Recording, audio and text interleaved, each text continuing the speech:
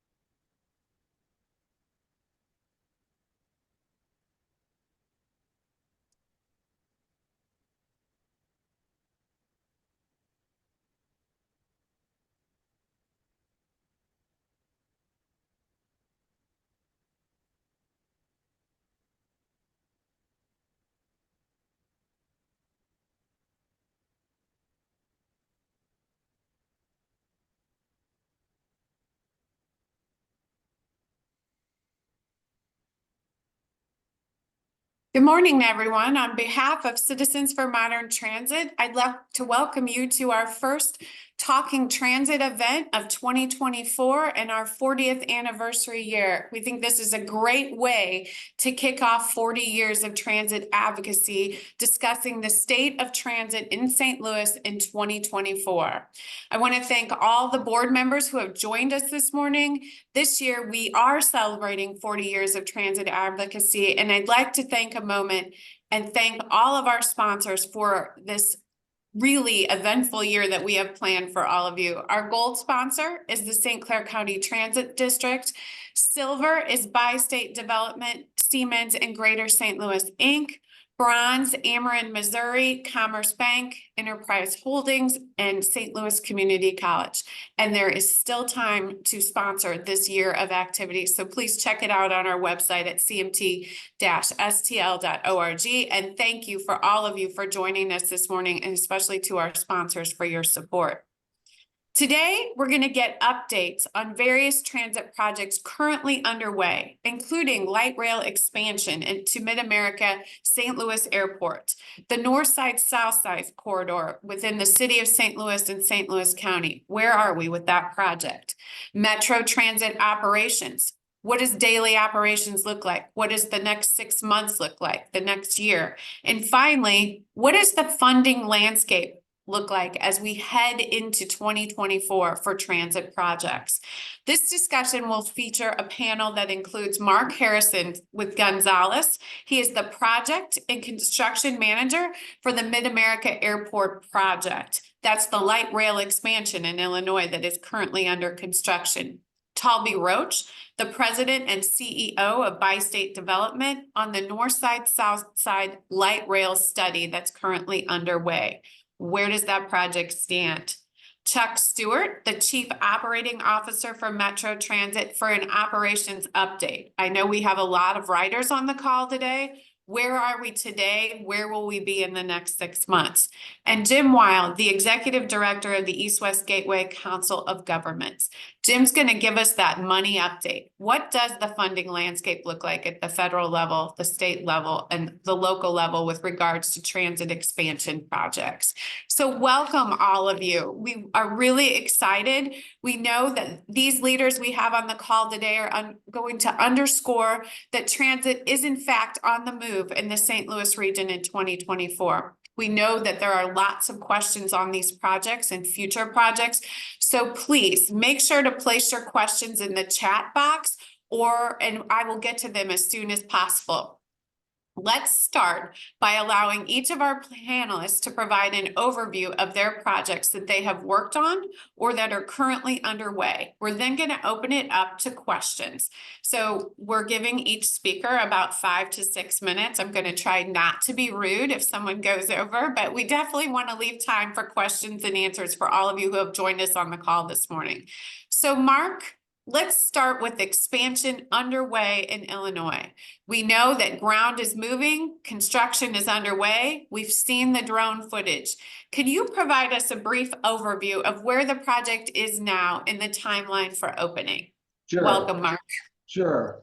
Good morning, everybody. Got a lot of slides, so we're going to fly through these. My name is Mark Harrison. I'm pinch hitting for Pat Judge this morning, who's unavailable. Gonzalez Companies is under contract with St. Clair County Transit District. We're providing project management oversight and construction phase services for the project. So here's a slide showing the overall Metrolink system. The red and the blue lines have been constructed. The green line, Talby's going to speak to, is the north-south extension.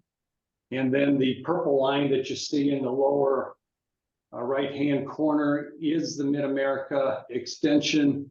Once construction is completed, then the long-awaited regional goal of connecting both airports will be realized. So the project overview, our extension consists of 5.2 miles of Metrolink light rail extension from Shiloh Scott to Mid-America Airport. We have one new passenger station at Mid-America St. Louis Airport. We also have a 5-mile extension of the bike trail from the Shiloh Scott station to the airport. We have a half-mile extension of Reeder Road, which provides a more direct access to Scott Air Force Base. And we have an access road that runs from Reeder Road into the airport, providing secondary entryway to the airport. So here we are. We have the project layout. This is the extension of Metrolink showing the 5.2 miles from the Shiloh Scott station to a new station at Mid-America Airport. We have a paralleling bike path. We also have an access roadway from Reeder Road to Airport Boulevard, and we have an extension to Reeder Road, which provides more direct access to the Cardinal Creek Gate at Scott Air Force Base. So we designed, we bid, and we're constructing the project in 6 packages: tree removal, completed facilities design, which is heavy civil work, access roadway, and then with bike trail paving and systems, which is the track work, signals and comm, traction power. So we bid most of these packages already. As you can see, we have a lot of local participation with our contractors, both general contractors and subcontractors. We also have a high percentage of DBE participation for the projects. So a lot of the money that's been earmarked for this project is being pumped back into the local economy. Here's the status of our contracts: tree removal and water crossings completed. Our 2 facilities packages are in construction. They'll be completed spring and summer of this year. We've awarded the contract for the access roadway with construction to start this spring. And then the systems contract has also been awarded. Construction is going to start spring of this year with the construction of the track. And then bike trail paving is going to be bid later this fall with construction in spring of next year. Here's our project schedule. As you can see, design is complete. Most of the bidding is complete.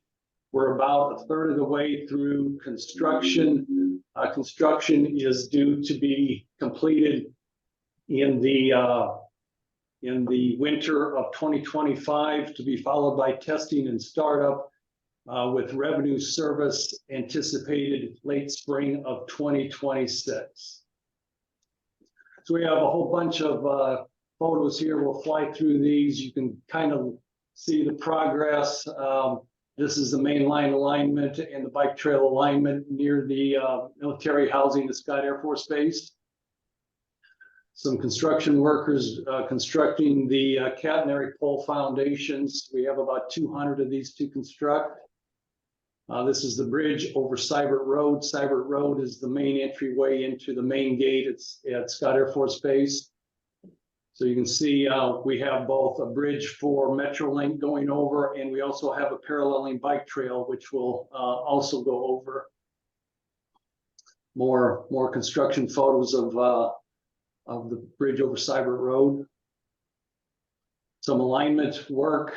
This is right at the interlocking as we end double track and go into single track.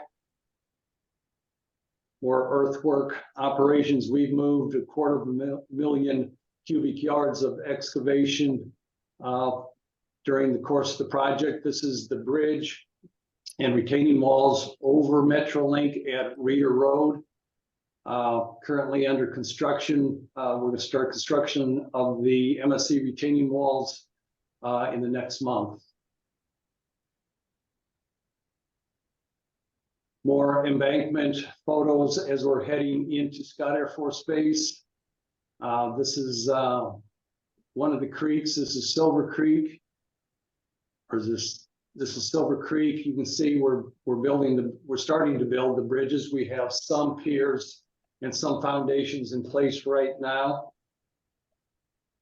Building a whole lot of box culverts. This is an end section for one of the box culverts to provide flow beneath the alignment. And you can see it right here. This is a cast in place concrete box culvert. Bridge over Little Silver Creek. You can see Interstate 64 to the left. And this is the causeway as we approach the airport. This was a borrow pit that we built through.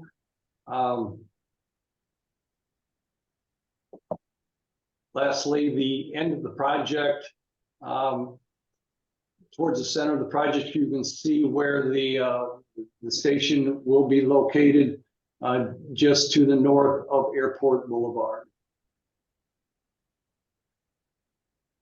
And I think that does it for us.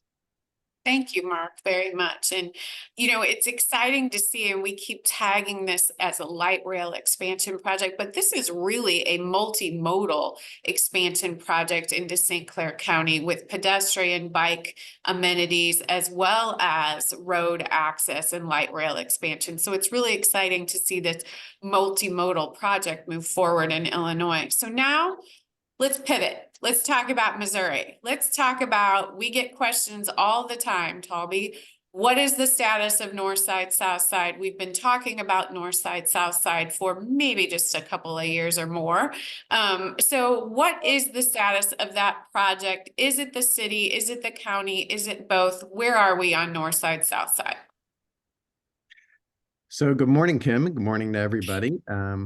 So it is moving forward in both the city and the county, albeit in the city a little bit ahead of the county right now. So what we're looking at is a revised alignment along Jefferson Avenue, 5.6 miles of street running alternatives that we are essentially doing. We are at a 15% design right now, and we will be moving to a 30% design with a project management consultant online, excellent firm, HNTB.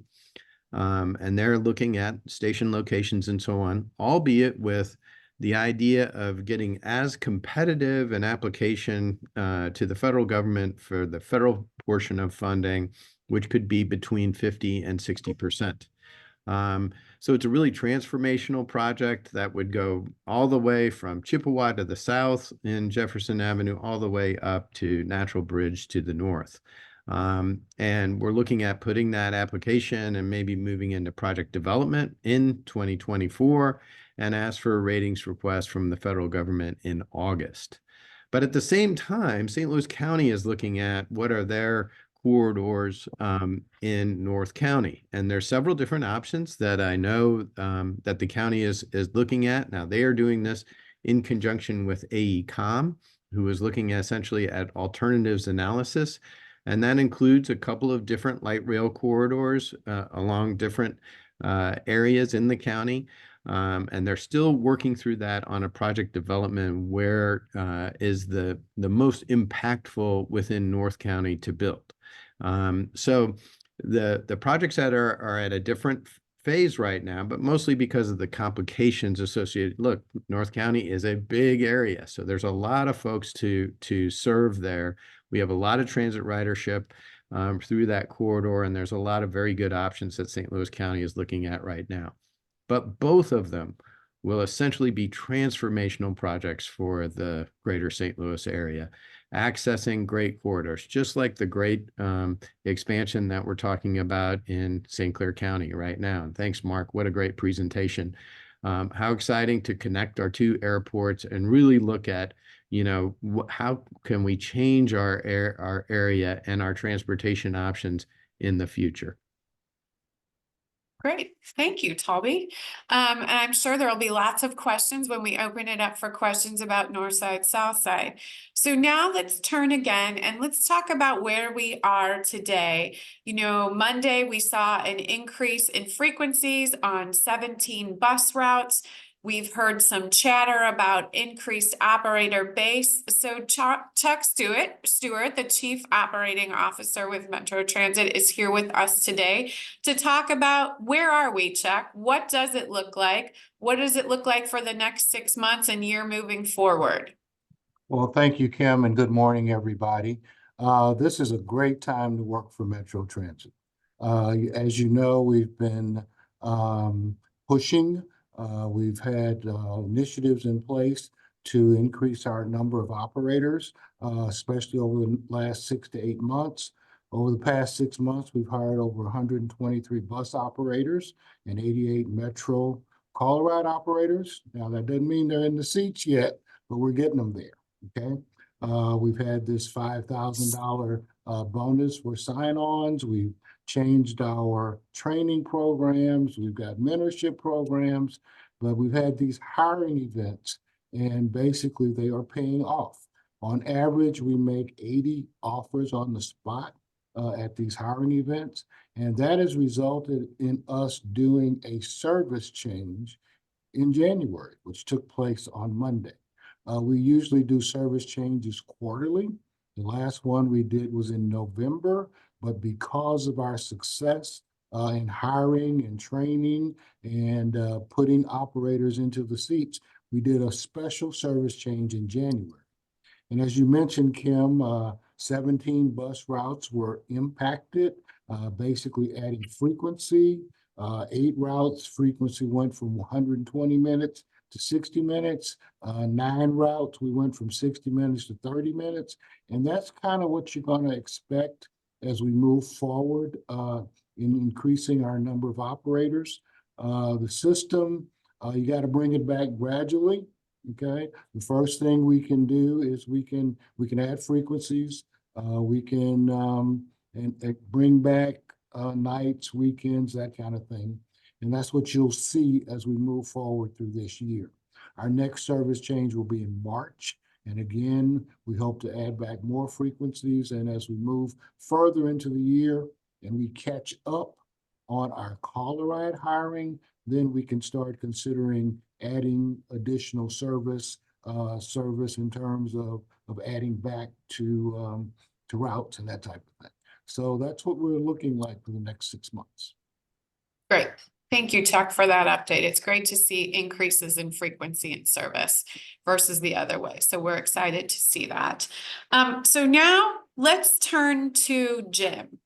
I really like that line from Jerry Maguire, show me the money. So Jim, let's talk about funding. Let's talk about what does the funding landscape look like for the next, we're several years into the multi-year transportation bill, the IIJA. So what does funding look like for public transit, and what are the possibilities for the St. Louis area?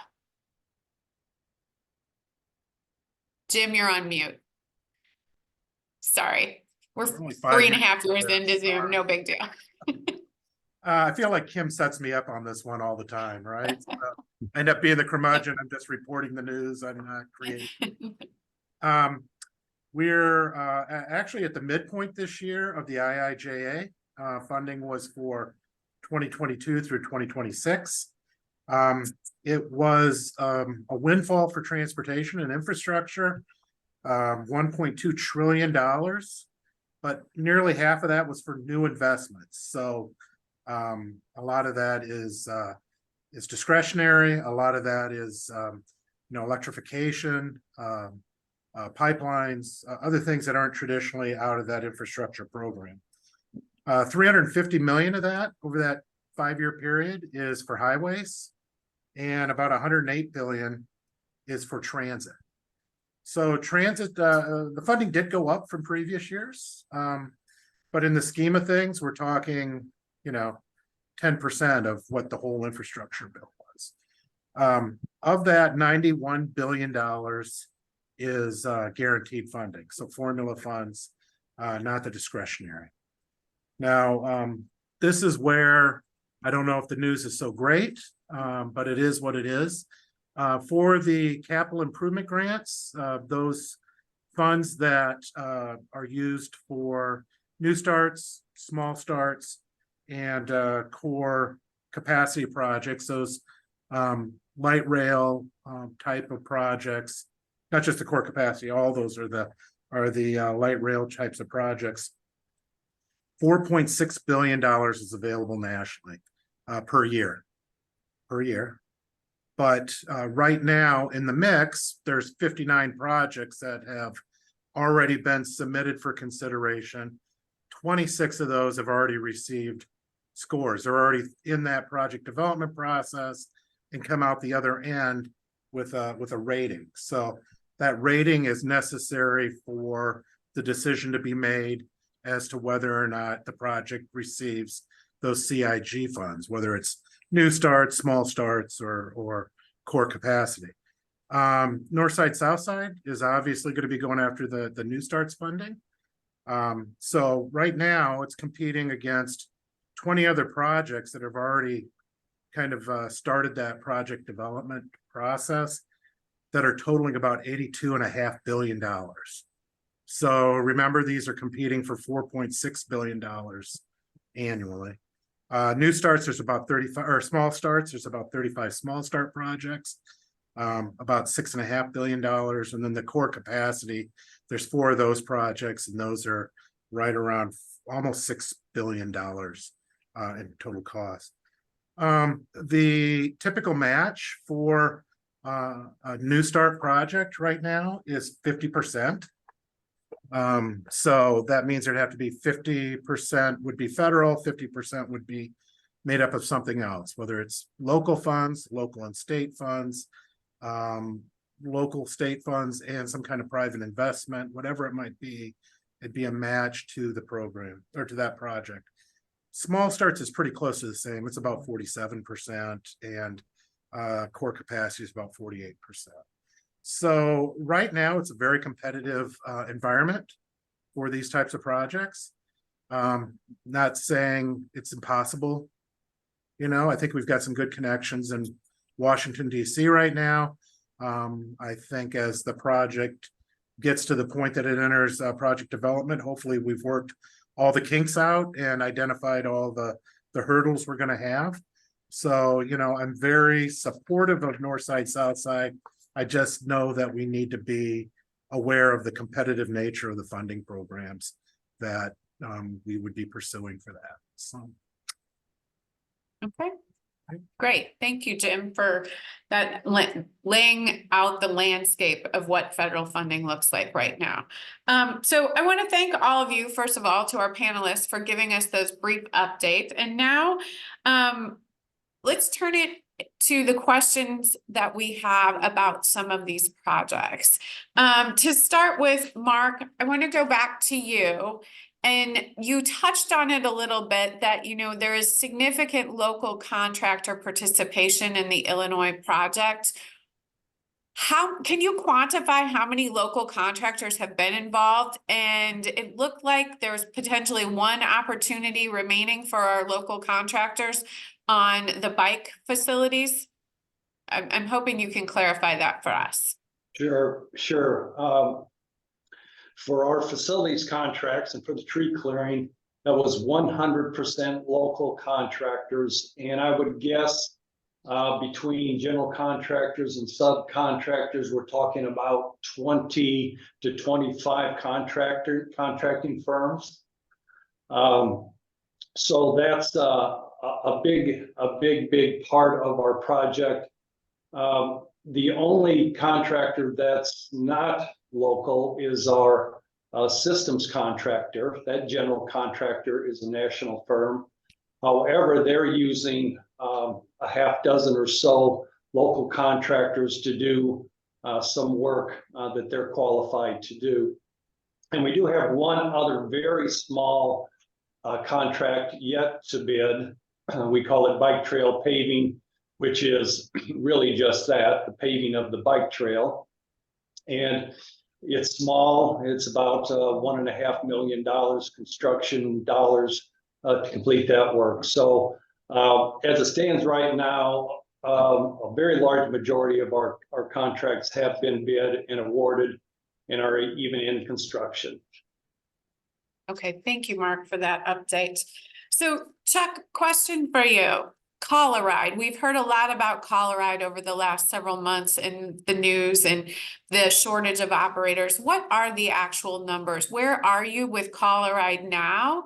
And where do you need to be number-wise in order to potentially look at impacting that service that's on the streets? Okay, first of all, Colorado operates within our fixed route system, bus Right. and Metrolink, and our service requirement is 3/4 miles from the fixed route system. Okay, so that's the area that we're operating in right now. Our budget requirement for operating in that zone is 180 operators. Right now, we're at about 124. So we still have, 50 to 60 operators that we need for Colorado. So as a result of that, we are intensifying our efforts to recruit Colorado operators. We're also in the midst of a contract negotiation with ATU Local 788 for Colorado operators. And one of the issues is the Colorado wages and benefits. And we are making every effort to bring them up to a different level, a level closer to our bus operators, so that we can improve our efficiency in hiring and retaining Colorado operators as well. Thank you, Chuck. Jim, there's lots of questions about the 59 projects that you referenced that have already been submitted for new starts, small starts. So of those 59 that have submitted and the 20 have been scored, I think you referenced. 26 have received a score. 20 of the 59 were the New Starts program. So how many have secured funding to move their projects forward? match funds or federal funds? Federal funds. As of that report, none yet, because those were all being considered yet and getting put into the mix. Okay. Okay, great. Thank you for that clarification. So then it really begs the question, what do we have to do in St. Louis to demonstrate we could be a successful project? What do we need to show to secure some of this federal funding in our application? Yeah, I think right now, Talby and his team at HNTB are doing that. It's, even though this funding is really discretionary, there's a huge technical component to it. They score it. They want to make sure the numbers all work out on ridership, on population served, on all kinds of different criteria. And right now, Talby, I don't want to steal any of your thunder, but Bi-State or Metro is planning on bringing revised LPA, locally preferred alternative, in February for approval by the East-West Gateway Board. So it's really they're going to have to demonstrate that the project rates well enough to get funded, and then really the politics will take some role of it in DC, but it really is, and Federal Transit tries to make it clear that this is not a purely political process, that it's you have to demonstrate. So of the 26 projects, 3 have high ratings, 17 have a medium high, 5 have a medium, and 1 has a medium low. Typically, medium low and below aren't viewed very well in the scoring or in the funding piece of it. So there's a lot of work that Metro and HNTB have been working on and will be presenting over the next month and a half, so. Okay, so Toby, a little bit more with that, and maybe Jim, this goes to you. So when you say they're scoring high, medium, and low, does that include ridership numbers? Does that include cost of the project? Does it include local match? And how much does the Justice 40 initiative impact that funding potential? So it includes several different factors, including ridership for one, including impacts of the community associated with, is, for instance, the community changing the zoning around transit-oriented development so that, in other words, we're showing that we're leveraging the federal investment as we've started to see a lot of success on the existing line. That's also a component, but a very critical component is indeed the financial score to be sure that we show essentially the financial capacity. And in the early rounds of submission, they require a very conservative approach to the finances. And, that's for good reason. So the federal government is sure that the local community is bought in and is committed to a project like this. And as a matter of fact, they require on the initial stages nearly a 30% contingency. Now that sounds really, really heavy, but especially when there's much more technical alignments, which this one is not that technical because it is street running. We don't have tunnels or structures as much, but that's the rules. So we go in as conservative as possible, knowing that each one of these components are part of the critical scoring. Now, the second part of your question associated with Justice 40 initiative is essentially a Biden administration policy where we're looking at areas of the traditional divestment, which certainly the corridor, especially along Jefferson Avenue there, we've seen that. And what the mayor has certainly talked very eloquently about is this is about the realization of a promise where we are making some of the investments in some of these areas of traditional divestment, both in North City and South City, and committing federal dollars towards this kind of investment. And that should help some of the political aspects of the scoring associated with a New Starts application. And in that area, I think the project will do very, very well. We'll need some help, however, on things like ridership. Look, let's be honest. We're talking about rebuilding areas of North City. So therefore, this is really kind of future ridership that we want to build. So it'll be tough there. But most of the other criteria, especially on local match and so on, the city has almost $90 million banked right now for capital to add into the process. And we would do a layered application that includes New Starts at a 50 to 60% level from the federal government, and then likely do a TIFIA infrastructure loan, and then the other component being local match. Okay, so Toby, what is the current estimated cost for this project, and what does the price need to be at around about to even make it feasible for this region? Well, thank you for the two-part question. Because right now, in a very, very conservative basis, for instance, not doing any of the value engineering that we have taken in with HNTB yet, we're talking as much as $1.1 billion, which I know it's a huge, huge number. But really, to make this application more feasible and competitive, it needs to be closer to 850 to 800 million. So part of the tasking with HNTB is to look at what are the value engineering components that we can look at. We're already looking at a couple of those.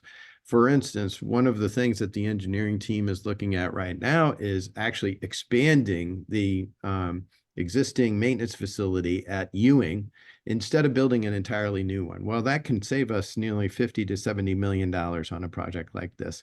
The others are things like sharing existing bridges with our partners at MoDOT. We haven't worked that out completely, but MoDOT is a great partner here. I have to say that they have been really, really instrumental in trying to look at the engineering of all of these issues, figuring out how to make things work. We haven't worked all that out, but for instance, those kind of detailed and looking at the engineering of those pieces can literally save tens of millions of dollars, critical to making our application competitive. And I think it'll be competitive if we target closer to 800 to 850 million. That sounds like a lot of money, but as far as the estimates are concerned, we start at that and then put it out on the street and see what we can get. Okay, so just for clarification, this project that you and Jim are referencing is the city portion of North Side, South Side, correct? Yes, just the Within city. within the city limits. So if you're an average citizen, you're a rider of the system, how can you weigh in on both the city portion of the North Side, South Side project and the county portion? What do you guys recommend the average rider should do if they want to weigh in on these projects? Or just your average citizen in the city or county? Who should they be contacting? Well, the real sizzle to the steak, the secret is when we are moving the application through the federal government and that we are building that momentum. And I will tell you, the mayor has been instrumental in accessing FTA contacts and moving and projecting, hoping to move it to the top of the list. But the other legislative leaders, both in the city and county, for instance, you know, the Congresswoman Bush, and for instance, any of the congressional delegation, the senators in Missouri are absolutely key to the regular citizens just saying, hey, this is important to the region. And if it's important to the region, it's important to the state. You know, this is how we change. We're talking about how we literally change the fabric of our city. The ground has changed underneath us. We're looking at things differently associated with travel patterns. So why don't we try something new and different? We're talking about the greater St. Louis area of 30 years from now. And that's why maybe the county's taking a little time with their alignment and looking at what is the corridor that will be most impactful. And it's really important that we know that the idea of, as far as the corridors, come from the citizens, okay? Not from Talby Roach, but come from the groundswell of people who are participating in public meetings, and that we're getting engaged leadership to push these projects forward. Great, thank you. So there've been several questions about ridership. So Chuck, where do we, you know, nationally, we're still hearing that ridership is lagging across the country with regard post-pandemic. So where are we, Chuck, on ridership on the system now? Metrolink ridership, Metro bus ridership, Missouri and Illinois. And what can we do to be building more transit ridership now for potential future expansion projects like the North Side, South Side, or the Illinois project that's under construction? Okay. Well, ridership was significantly impacted by the pandemic. There's no doubt about that. Since then, our lowest year was in fiscal year 21. Ridership was down as much as 40% that period of time. Since then, fiscal year 22 and 23, we're seeing a 6% increase or recovery in ridership. But we have to be conscious of the fact that things have changed. They're no longer, you don't see the cars coming downtown on the highway. So every ridership has been impacted overall. Now, Metrolink has done better in terms of ridership. It's been more stable because I think you got a different group of people. But we still have to be available for those people that need public transit to go to work and to go to school and to go to the supermarket and the shopping center and all of those things. So what we're doing, I think this year, this fiscal year thus far, we're seeing ridership kind of leveling out. Not sure if it's really the riding public as much as it is some of the difficulties that we've had in the past year in terms of operators and providing a reliable and frequent service. So we're anticipating that as we bring the system back, as we're able to be more reliable, more frequent, that we will see ridership continue to improve as we move forward. Great, thank you, Chuck. So, Mark, a question for you. We have talked about the light rail expansion and we saw some great images of this construction that's underway. What is the timing on the expansion of the Metro Bike Link system adjacent to that light rail construction? Is that on the same time frame of opening as the LRT, or are we looking at a different time frame on that? Same time frame. So when Metrolink opens, Bike Trail will open. And that's spring. Can you reiterate what that is? Spring of 2026? Is that what you're estimating? That's revenue service. So construction will be completed in the fall, winter of 2025, which will include the Metrolink extension, will include the access roadway and the bike trail. So all of those pieces of the project will be completed in fall, winter 2025. Okay, great. Thank you very much, Mark. So let's talk a little bit about service gaps. So we did a transit needs assessment study in 2022 statewide in Missouri, and it demonstrated more than 39 million rides a year as the gap with regards to transit service. So Chuck and Toby, what is the agency doing right now, you know, as you're working to build up your operator base and increase frequency and service? What are you doing? You know, we've heard a little bit about Via and Lyft. How is that working to fill the service gaps? And are there any plans to tweak that? Move it in a different direction? What are we looking at in the St. Louis region with regards to those micro transit services to fill the gap? Want me to take that? It's So, Hollywood Squares. They're going to point at each other. We started with Via, probably, I think we're in the 4th year of that, maybe. That contract expires this year, and we're trying to decide how we're going to move forward with that, renewing, going out for bid again. But basically, we have used that to kind of fill the gap between what we can provide with our fixed route service and what our customer needs are on a more micro level. And that has worked very well for us. It has worked well. It worked well during the pandemic as we cut back on service. We were able to kind of increase our presence with Via in order to take care of certain areas that we were no longer able to service with the big buses. But as we move forward, we really have to do an analysis of that. Is that the future? Is that what we really want to undertake? And we're in the process of doing that right now. In terms of Lyft was more of an emergency service kind of thing. If a passenger got stranded or something like that, we had no other options for them in terms of getting them to their destination. Then they would call customer service or reach out to our transit managers, and Lyft would be provided for them. So we're looking at that as well to see how those fit in as we move forward in the future. So Chuck, what are the ridership numbers on microtransit, and are those counted in your overall ridership numbers for the system? They're not.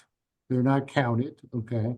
And I don't have those numbers in front of me right now. But one of the things we were talking about was Colorado and the use of Lyft, Via, and their Wave. They have like 10 Wave vans, wheelchair accessible. So they have played a significant role in supplementing our service during this Colorado issue.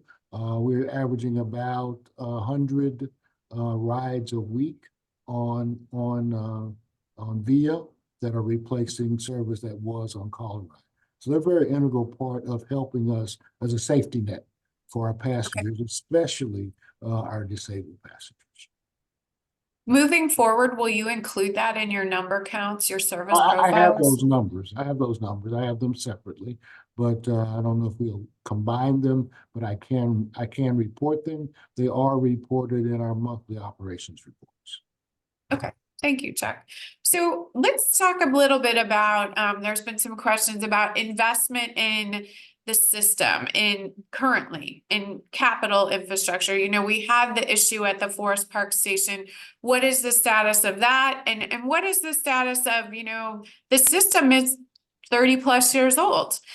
So what is in some of those cars that individual we're riding in are 30 years old. So what can you tell us a little bit about the announcement that was made about a month and a half ago, an investment in new light rail cars? What does that look like for the region? What should we be expecting? I see Talby smiling. He's ready to jump in on that one. I am, and Travis, maybe you could share our nice bright and shiny picture. So look, folks, how exciting. And one of the points to competing for these federal dollars is that folks, we got to get in the game. We got to get in the game in every aspect, whether it's a new starts application and expansion of system. But here's one of our successes. $196.3 million federal grant to support new light rail vehicles on the existing line. And this is an image of that light rail vehicle that Siemens in California will be producing with American manufacturing. A great project, and it's going to literally increase and show the investments that we need to make. And making those commitments to the investments and competing for these federal dollars is what we need to do. So competing for those new starts, competing for the ILJA funds, and competing, for instance, even from the support that we had in the pandemic, and then plowing those investments into essentially our people. And I just got to commend Chuck and his team. Those employment numbers. Look, the critique of no one wanted to reduce service when we had our employment issue. That was a very, very hard decision and difficult. And you know what? The criticism of us was legitimate, you know, to say, hey, we need more service. We want more frequency. The problems in the ADA community were significant, but the commitments that we were going to make were in the bonuses and being sure that we were plowing our resources into employment, and we're starting to see that. And so now our obligation is to put that service out on the street. I'm thrilled that we're doing it. I want to thank Chuck and his team for working their tails off and in these hiring events, but we need to fulfill that commitment to the public. We want more service to be out there. We want to continue to make that both an expansion and existing service. We need to look at it and be sure that we're listening to what the public is requesting, and be sure that we are turning every stone that we can, and be sure that we are supporting our employees. So quick question on that, Toby. When will we see those new light rail vehicles on the tracks? Mhm. When will we be able to sit in them, touch them, ride on them? When will they be here? Well, unfortunately, they are not sitting out like on a car lot that we get to drive up. So we are literally in negotiations with our partners at Siemens. We were just out there a few weeks ago and talking about, you know, what is the cash flow associated with the purchase of over 50 vehicles. So let's assume that we get under contract in the next couple of months, then we will go into production in California, and it'll be staged over several years, but we could see a new vehicle as soon as 2 years from now. Thank you. Thank you. Perfect. So Jim, there is a question about the county portion of North Side, South Side. So what does that look like? When would that project potentially come before the East-West Gateway Council for approval as a minimum operating segment? Is that driven by East-West Gateway, or is that being driven by the county? That's being driven by the county right now. I know they started some work, pulled back, and they're kind of reinitiating. So we are waiting to hear kind of where they are right now. And so we're not really, I can't really give a time of when that would be coming to Gateway, but it's not being driven by Gateway right now. Okay, great. Thank you for that clarification. So, Toby and maybe Jim, this goes to you as well. Let's talk a little bit about, for the region, light rail expansion, $800 million project. Why light rail over investment in electric buses? Sure. So, look, first of all, one of the main reasons why I think we need to fulfill the obligation for light rail is one, we're seeing success with light rail. All right. And we're seeing it in, in the stabilization of the central core. We're seeing it in the expansion in Illinois. We've seen it in how successful the cross-county alignment. As a matter of fact, the cross-county alignment in ridership, you see one of the most successful commutes is the reverse commute. So going out to the county, providing essentially jobs, people who live in the city going to jobs in the county, a tremendous and important movement. But one of the things that you have to the public is we went out and sold that tax initiative, the one that I mentioned where the city is banking the funds. We've done it in the county too.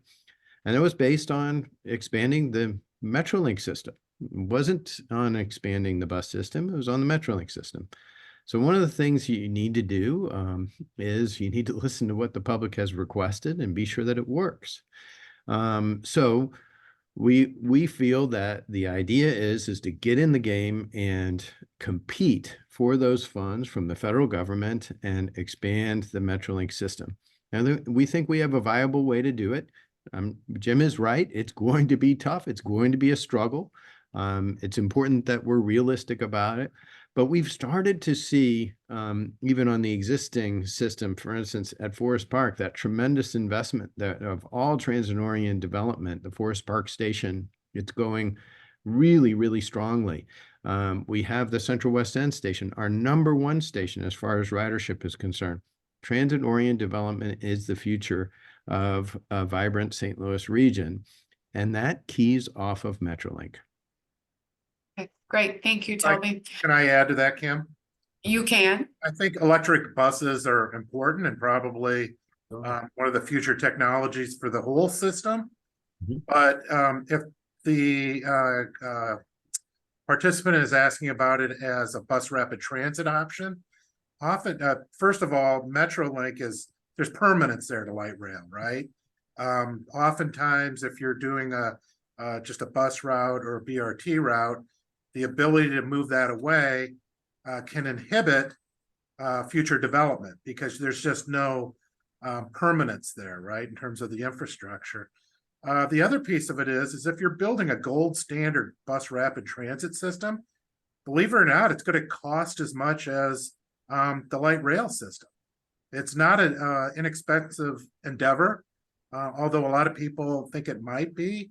It really isn't when you look at other regions that have done it. So I think the electric technology is here and improving and can be used for the overall system, but I don't think it replaces the light rail system. Okay, thank you. And we are seeing new development around the light rail stations here in St. Louis, literally in the last year or so. You have a $15 million plus public safety building going in at Emerson Park.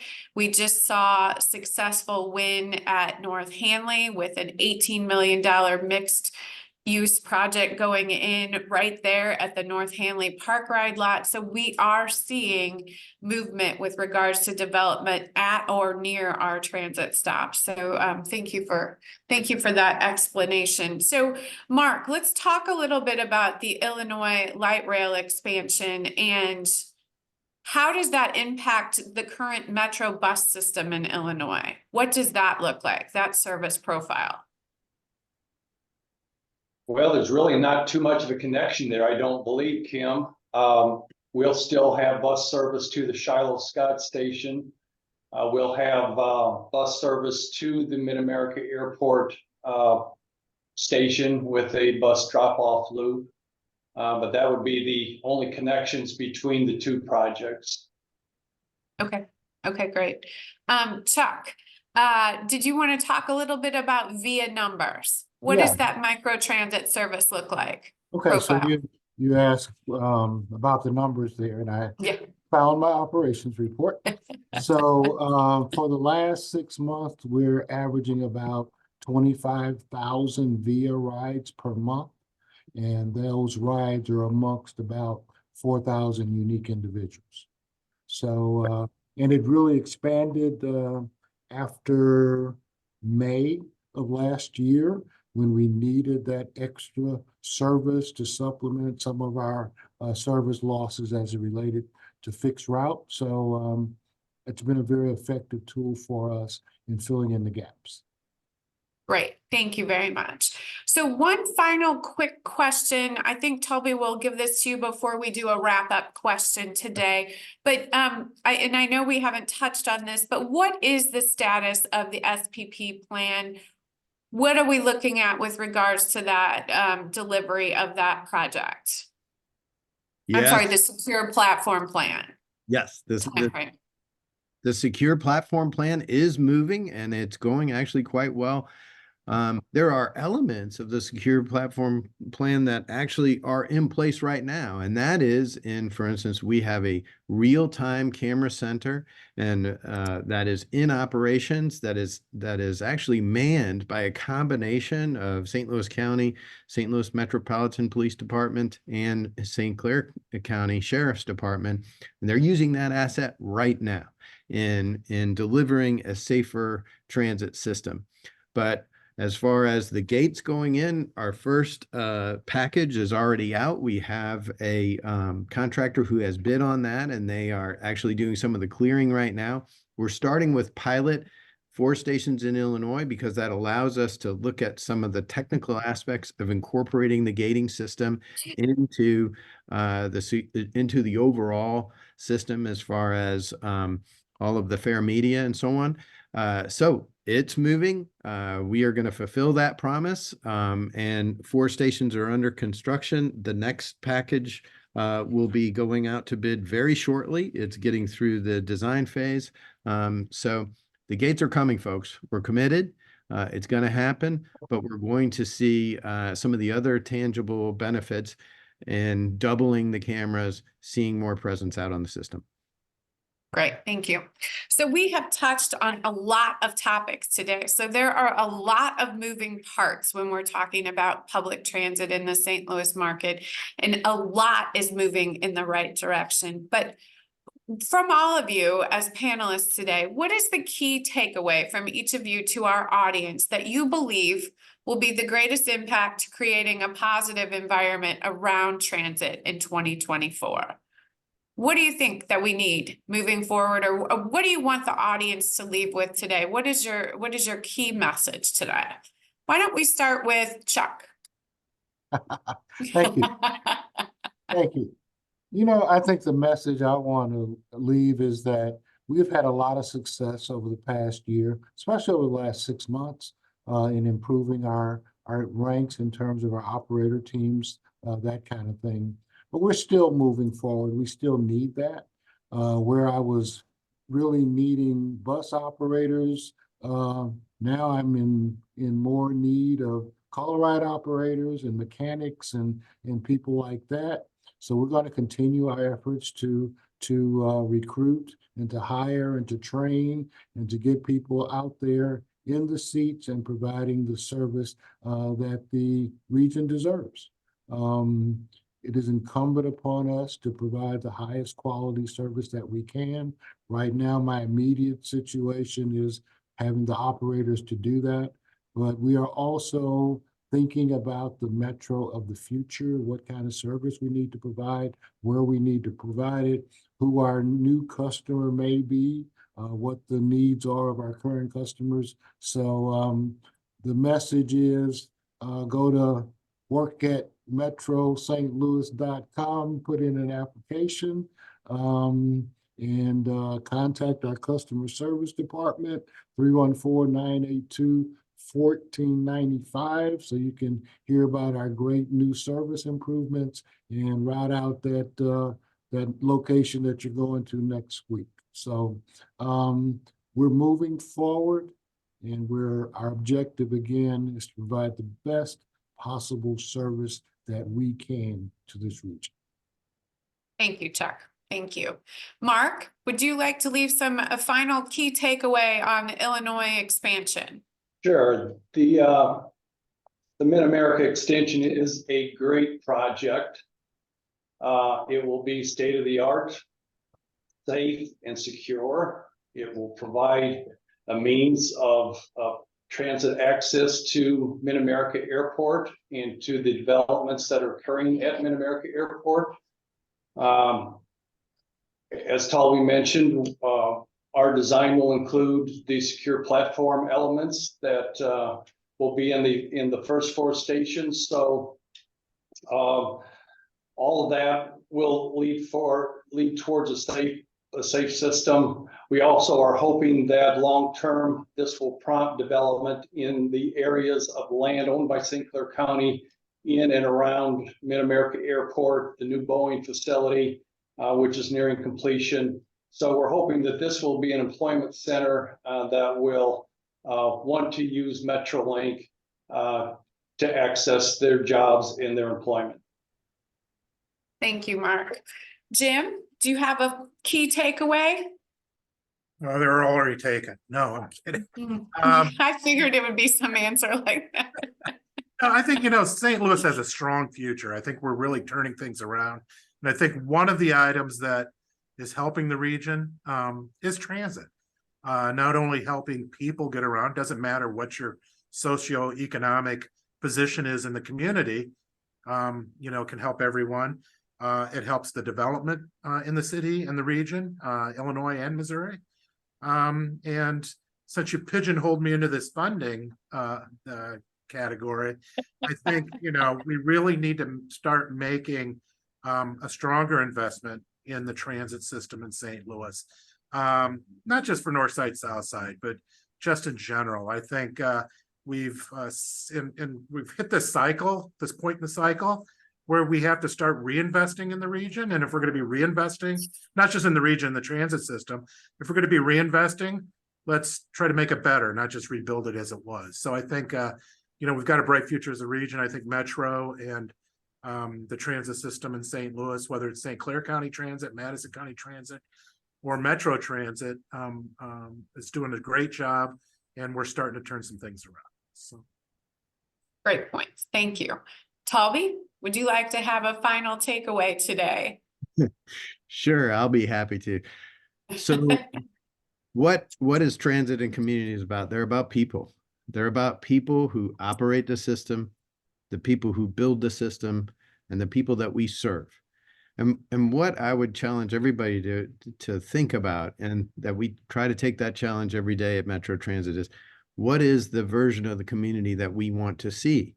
Okay, what is the St. Louis of the future? Is it one where we have true equity and access for all folks in all different pieces of our neighborhoods? I think that's the ambition that we should look for. And we should be sure that specifically at Metro Transit and at Bi-State Development, that we have our ears open and we listen. We listen to what the community is asking for, and that includes critiques and looking at how we're doing things. And as Jim mentioned, think about doing some things differently. Be ambitious. We are talking about the St. Louis that will be there for future generations, not just us. We'll be dust. So let's think about the St. Louis of the future. And I think one that has vibrancy all the way from North City to South City, all the way from O'Fallon, Illinois to O'Fallon, Missouri, that changes the future and creates a community that is safer and happier. Thank you. So we're not gonna talk about that dust comment, but I do want to thank all of our panelists for your time today. I know you are all very busy individuals, and I really appreciate you taking the opportunity to discuss what's happening in the St. Louis region with regards to public transit. I think it's a really important tool, these type of conversations, for more of us to know what's happening and how we can be a part of these conversations and moving transit forward in the region. I want to thank everyone who has joined us this morning. We had a very robust group of individuals who got up this morning and hopped online to join us for this important conversation. We will post this video to our website this afternoon and to our social channels later for anyone interested in rewatching or sharing it with your colleagues. It really is some important points that need to be out there in the public realm. Also, please look for additional information about our upcoming events. We are going to release the findings of our recent economic impact study of transit in Missouri on February 7th. We will be hosting a webinar. We will also have a conversation on March 6th. We're calling them Candid Conversations with Commuters, and that will cover the upcoming service changes on March 18th. So you will have the opportunity to ask questions directly of Metro Transit staff, including Chuck, who has graciously agreed to join us again. So all of that information is on our website at cmt-stl.org. Again, we're celebrating 40 years of transit advocacy this year. So please reach out to us and tell us your why. Tell us why transit is important to you, because those are the stories we need to tell to our legislators. This year, we are going after the Missouri legislature for 11.7 million, which would be a second year of increased funding for transit, a third year of higher level funding for public transit. So we need your help. Tell us your why stories. Reach out to your legislators about investing in public transit in Missouri and Illinois, and also tell them you might not be interested in conceal and carry on transit. So those are the big issues happening at the state level. We need your help there. And help us get back on track. Jump on the system when you can, whether it's for work or play. So check out our social channels where we'll be talking about all of our upcoming work. Thank you again to all of our panelists. And as a reminder, if you're not a member of CMT, please consider joining us today in our mission to move transit forward. Thank you and make it a great day.